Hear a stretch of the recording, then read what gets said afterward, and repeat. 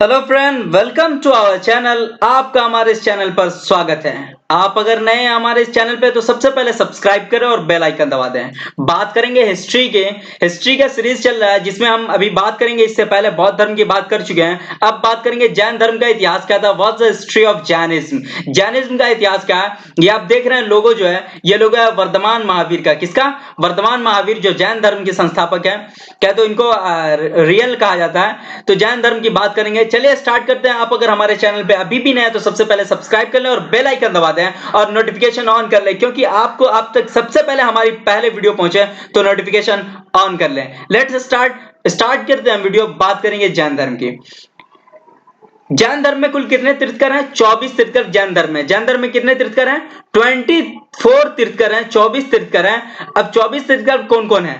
पहला है ऋषभदेव, अजीतनाथ, संभवनाथ, अभिनंदन, सुमतिनाथ, पद्म प्रभु, सुपार्श्वनाथ, चंद्रप्रभ, सुविधिनाथ, शीतलनाथ, श्रेयांसनाथ, वासुपूज्य, विमलनाथ, अनंतनाथ, धर्मनाथ, शांतिनाथ, कुनुनाथ, अरसनाथ, मल्लीनाथ, मणिसुब्रत, नेमिनाथ, अरिष्नेमी, पार्श्वनाथ एवं महावीर। इसमें जो सबसे इंपॉर्टेंट है वो मैं रेड कर दिया हूं। ऋषभदेव, पार्श्वनाथ और महावीर। पार्श्वनाथ क्या थे? 23वें तीर्थकर थे। 23वें तीर्थकर किनको कहा था? महावीर पार्श्वनाथ को कहा था। और 24वें तीर्थकर महावीर स्वामी को कहा जाता है। और ऋषभदेव को क्या कहा था? पहला कहा था। जैन धर्म को संस्थापक और प्रथम तीर्थकर जो कहा था वो ऋषभदेव को कहा था। किसको कहा था? ऋषभदेव को प्रथम तीर्थकर एवं जैन धर्म के संस्थापक के रूप में माना जाता है। और पार्श्वनाथ जो 23वें तीर्थकर थे वो कौन थे? वो राजा अशवसेन जो थे, इक्ष्वाकु वंशीय राजा अशवसेन उसके पुत्र थे। इन्होंने 30 वर्ष की अवस्था में संन्यास स्वीकार किया था। पार्श्वनाथ कितने वर्ष की अवस्था में संन्यास स्वीकार किया था? 30 वर्ष की अवस्था में। कितने? 30 वर्ष के जब ये थे तो इन्होंने संन्यास स्वीकार कर लिया था। और इन्होंने शिक्षा भी दी थी। वो 4 शिक्षा थी। कौन कौन थी वो आगे हम बात करेंगे। और जैन ऋषभदेव की असल है। और महावीर जैन के संस्थापक। जैन धर्म जो है वो 24 तीर्थकर महावीर स्वामी है। नेक्स्ट बात करेंगे तीर्थकर का अर्थ क्या होता है। What's the means of तीर्थकर?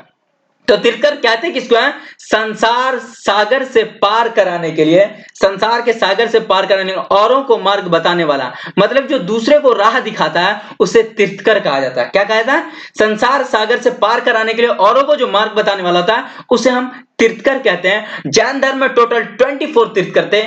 पहले तीर्थकर जैन धर्म के पार्श्व ऋषभदेव हैं, जिसे संस्थापक और प्रथम तीर्थकर भी कहा था। 23वें तीर्थकर जो है वो है क्या तो अशव से इसको कहा था पार्श्वनाथ को।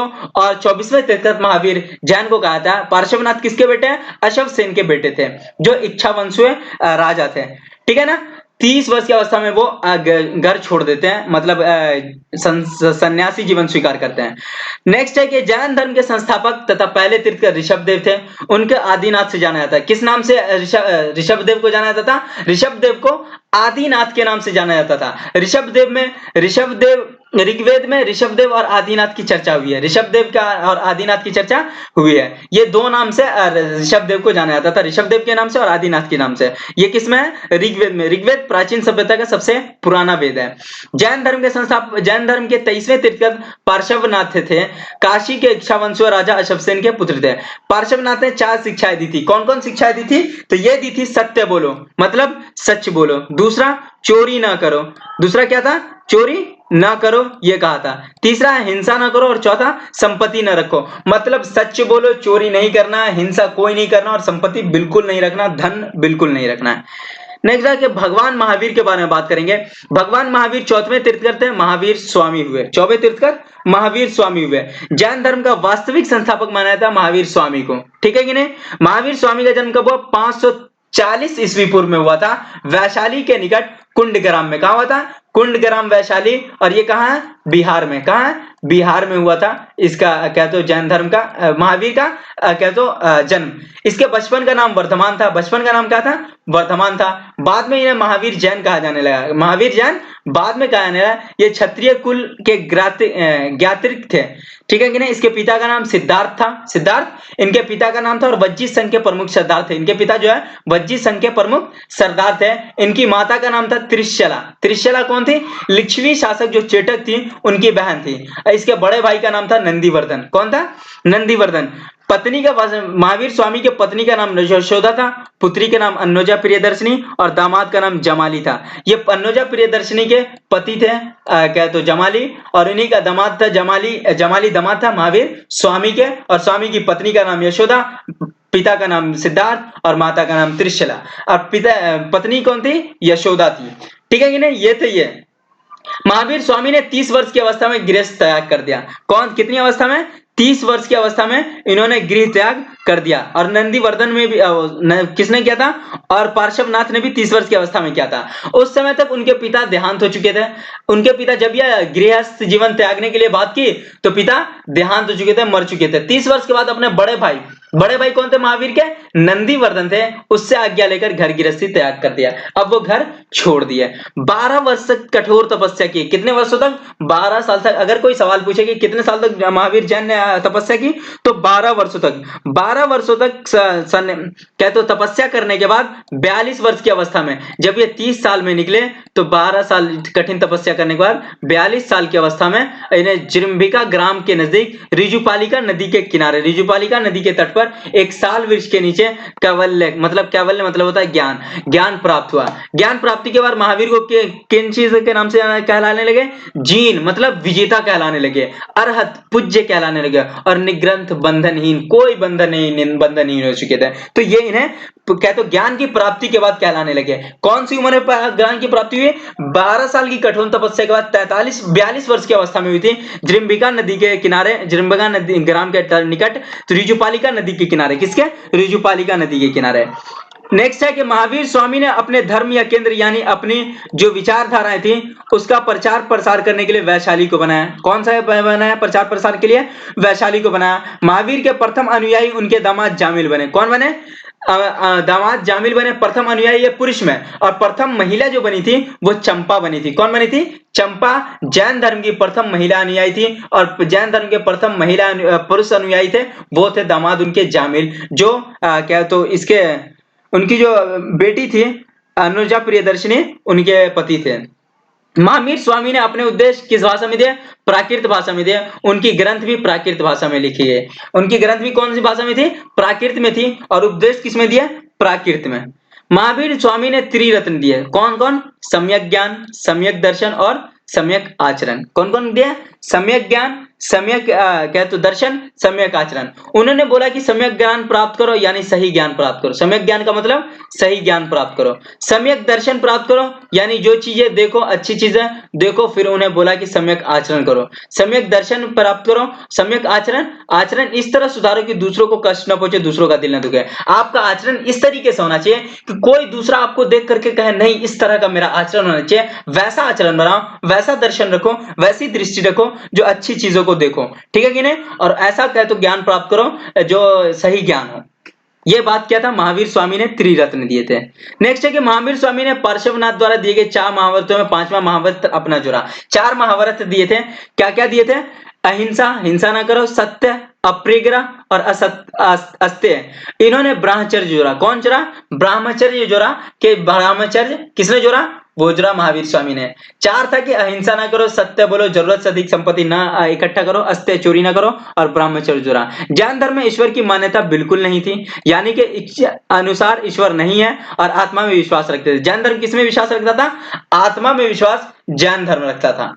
नेक्स्ट है कि महावीर स्वामी कर्मकांड और पुनर्जन्म में विश्वास करते थे। किसमें करते थे?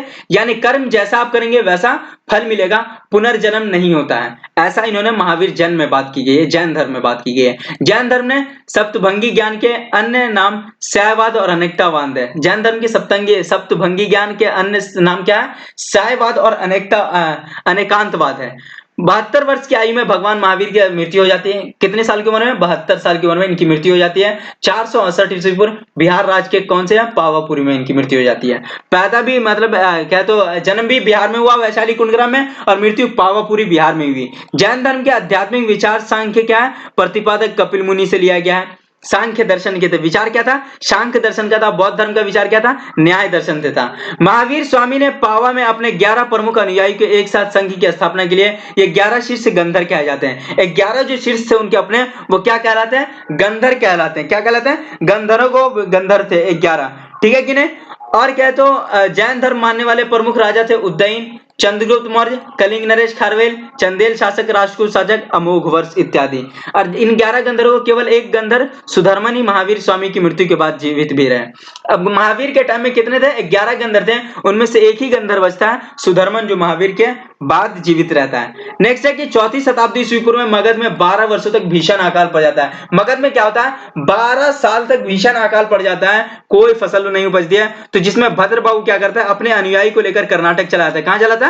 कर्नाटक चला जाता है। और स्थूलभद्र दो थे, स्थूलभद्र और भद्रुबाई। तो स्थूलभद्र जो थे वो मगध में ही रह गया। कुछ समय बाद अकाल खत्म होने में भद्रबाहु वापस आए फिर कर्नाटक से। तो यहां आने के बाद उन्होंने देखा कि मगध में रहने वाले जैनी लोग, उन्होंने अपनी पूरी विचारधारा बदल लिया, कपड़े पहनने लगे। क्या करें?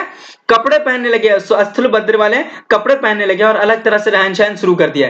इन दोनों में भद्रबाहु और स्थूलभद्र में मतभेद हो गया। अब दो जो थे, ये थे भद्रबाहु और ये थे स्थूलभद्र। स्थूलभद्र ये मगध में थे और ये चले गए कर्नाटक। अब 12 साल में कठिन, तो 12 साल जो भीषण अकाल पड़ा था, अब उसको ठीक होने के बाद ये रिटर्न आए मगध आए तो देखे कि ये सब नगन रहने वाले, अब श्वेत वस्त्र धारण कर लिए। क्या किया? वस्त्र पहनने लगे, अपनी विचारधारा अलग कर दिया। इन लोग की पूरा सब कुछ बदल ही गया है, रहन सहन। तो भद्रबाहु और स्थूलभद्र में, दोनों में, भद्रबाहु और स्थूलभद्र में चेंजिंग हो गई। तो अब क्या होता है कि जब दोनों में मतभेद हो गया तो एक संगीति बुला गए। उस संगीति में जैन संप्रदाय के दो अलग अलग संप्रदाय में बट गया। अब यहाँ जैन संगीति हुई, उसमें दो भाग में बट गया। एक तो बटा भद्रबाहु के समर्थक दिगंबर कहलाने लगे। जो भद्रबाहु का, वो दिगंबर नग्न रहने वाले, क्या कहे? दिगंबर नग्न रहने वाले कहलाए, जो कभी कपड़े शरीर पर धारण नहीं करते। और स्थूलभद्र के समर्थक श्वेतांबर कहलाए, श्वेत वस्त्र धारण करने वाले, यानी श्वेत वस्त्र कपड़ा पहन देते हैं। ठीक है, इन्हें कहा गया। अब जैन धर्म की दो महत्वपूर्ण संगीतियां थी। कौन कौन सी महत्वपूर्ण संगीतियां, उसके बारे में बात करेंगे। प्रथम जैन संगीति का आयोजन 322 ईस्वी पूर्व में हुआ। कब हुआ? 322 ईस्वी पूर्व में हुआ। जहां कहां हुआ? पाटलिपुत्र बिहार में हुआ। कहां हुआ? पाटलिपुत्र बिहार में हुआ। चंद्रगुप्त मौर्य के शासनकाल में स्थूलभद्र की अध्यक्षता में, किसके? स्थूलभद्र की अध्यक्षता में हुई थी। इसी संगीत में जैन धर्म दो भागों में बांट गया, एक भद्रबाहु में और एक स्थूलभद्र में। ठीक है, स्थूलभद्र, भद्रबाहु जो थे वो थे क्या? वो भद्रबाहु जो थे वो दिगंबर नग्न रहते थे। भद्रबाहु दिगंबर नग्न रहते थे और स्थूलभद्र श्वेत वस्त्र धारण कर लेते थे। दूसरा जन संगीति का आयोजन 512 में हुआ, 6ठी शताब्दी में, जो वल्लभी गुजरात में कुमारगुप्त सेकंड के टाइम में। किसके टाइम में? कुमारगुप्त सेकंड के टाइम में। अध्यक्ष क्षमा शरवण थे। शासन में देवश्री की अध्यक्षता में, देवधी श्री या फिर क्षमा शरवण की अध्यक्षता में इसी संगीत में आगम ग्रंथ और क्षमा शरवण ग्रंथों को लिखा गया। ठीक है कि नहीं? Thank you so much. इसमें हम पूरी बात किया कि जैन धर्म के बारे में। अब बात करेंगे आगे जो होगा वो मेडिवल हिस्ट्री चलाएंगे, और जिस तरीके से जैसे जैसे होगा हम बात करते चले आएंगे। Thank you so much. आप अगर नए हमारे चैनल पे तो सब्सक्राइब करें, लाइक शेयर और कमेंट करें सबसे ज्यादा। Thank you so much.